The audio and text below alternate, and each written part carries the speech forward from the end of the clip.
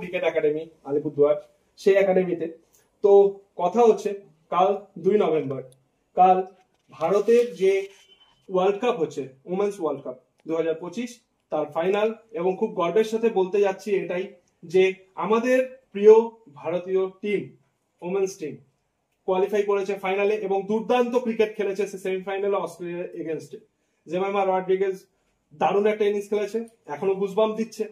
তো ব্যাপারটা হচ্ছে আমাদের আলিপুরদুয়ার জেলায় আমি একটা জিনিস লক্ষ্য করেছি, খুব কম পরিমাণে আমাদের মেয়েদেরকে তার পরিবার যে কোনো খেলাধুলায় ছাড়তে চান। এই জিনিসটা আস্তে আস্তে বন্ধ হওয়া দরকার এবং আমি মনে করি মেয়েরা কোনো অংশেই কম নয়।